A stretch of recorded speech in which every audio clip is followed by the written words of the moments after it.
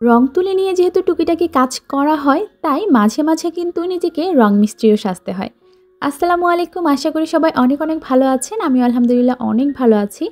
বেশ ব্যস্ততায় কিন্তু সময় পার করছি। এই পার্সেলটা আমার এসছে দুদিন আগে, এখনও পর্যন্ত আমি খুলে দেখতে পারিনি।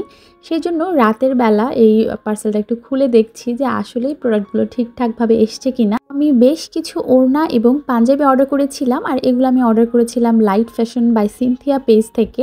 যখন আমি কলমি ক্যাপ্টেন পেজে বিভিন্ন অর্ডার নিতাম, তখনও কিন্তু আপুদের থেকে আমি পাঞ্জাবি নিতাম। পাঞ্জাবির কোয়ালিটি মাশাআল্লাহ অনেক ভালো।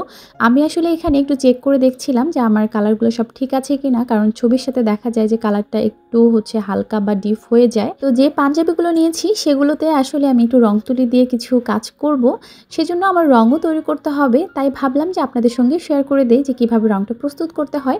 আজকে মেইনলি আমি হোয়াইট পেস্ট পদ্ধতিতে রংটা তৈরি করব, আর এই পদ্ধতিতে কিন্তু আপনারা ডার্ক কালারের কাপড়গুলোতে ব্লক প্রিন্ট বা হ্যান্ড পেইন্ট ইজিলি করতে পারবেন। আর রং তৈরি করার জন্য এখানে আমি হোয়াইট পেস্ট নিয়েছি টোটাল 6 চামচ, আর 6 চামচ হোয়াইট পেস্টের জন্য এখানে এনকে নিতে হবে 3 চামচ, বাইন্ডার নিতে হবে 3 চামচ। তারপর এই মিশ্রণটাকে কিন্তু খুব ভালো করে সময় নিয়ে কিন্তু মিক্স করতে হবে। আর এই মিশ্রণের সঙ্গে কিন্তু এক্সট্রা আর কোনো কেমিক্যাল না মিশালেও চলবে। আর আমি সবসময় খুবই কম কেমিক্যাল দিয়ে এভাবেই কিন্তু রংটা তৈরি করে থাকি। আর এই তো প্রস্তুত হয়ে গেল আমার সাদা রং। আর এই সাদা রং থেকে এখন বিভিন্ন কালারের রং তৈরি করার পালা। তো হোয়াইট পেস্ট পদ্ধতিতে কিন্তু অবশ্যই রংটা কিন্তু খুব একটা ডার্ক হবে না, লাইট কালারগুলো এখানে তৈরি হবে। কারণ ডার্ক কালারের কাপড়ে ব্লক প্রিন্ট বা হ্যান্ড পেইন্ট করতে গেলে কিন্তু একটু লাইট কালারগুলো দরকার হয়, না হলে কিন্তু রংটা ফুটে ওঠে না। তো এইখানে র কালার ব্যবহার করার ক্ষেত্রে অবশ্যই টোটাল মিশ্রণে 25% বেশি কিন্তু কখনোই ব্যবহার করা যাবে না, তাহলে কিন্তু রংটা উঠে যাবে। আপনারা সবসময় অল্প পরিমাণে র কালার ব্যবহার করবেন। টোটাল যে মিশ্রণটা থাকবে সেটা 10% বা 15% বা 20% এরকম পরিমাণে আপনারা ব্যবহার করবেন, কিন্তু কখনোই 25%-এর বেশি ব্যবহার করবেন না। তো এই ডার্ক কালার কাপড়গুলোতে কিন্তু হ্যান্ড প্রিন্ট বা ব্লক প্রিন্ট করতে গেলে কিন্তু হোয়াইট পেস্ট পদ্ধতিতে আপনাদের রং তৈরি করতে হবে।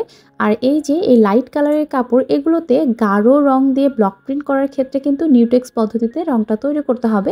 এটার জন্য লাগবে নিউটেক্স, এনকে, বাইন্ডার এবং র কালার। তাই যদি আপনারা গাঢ় রং দিয়ে হালকা কালারের কাপড়ের ব্লক প্রিন্ট করতে চান, তাহলে কিন্তু অবশ্যই আপনারা নিউটেক্স পদ্ধতিতে রংটা তৈরি করবেন।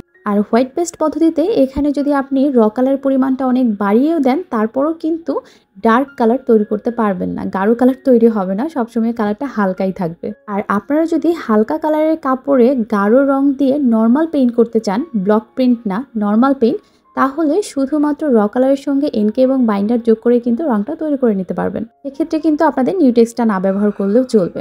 আর এইখানে আমি রংগুলো তৈরি করার পরে এরকম এয়ারটাইট বোতলে কিন্তু রংগুলোকে স্টোর করে রাখবো। তাহলে দেখা যাবে যে এখানে বাতাস ঢুকতে পারবে না এবং রংটা কিন্তু বেশ কয়েক মাস পর্যন্ত ভালো থাকবে। মানে আপনি বাসায় তৈরি করলেও সেই রংটা ইজিলি 6 মাস থেকে 1 বছর ব্যবহার করতে পারবেন, আল্লাহর রহমতে কোনো সমস্যা হবে না। আমি সাধারণত এভাবেই রং তৈরি করে এই বোতলগুলোতে রেখে দিই, আর যখন আমার প্রয়োজন হয় প্রয়োজন অনুযায়ী রংগুলোকে বের করে তখন ব্যবহার করি। আর যে কাপড়গুলো দেখালাম সেগুলোতে কি ধরনের কাজ করছি সেটা তো ইনশাআল্লাহ পরবর্তীতে আপনাদের সঙ্গে শেয়ার করব।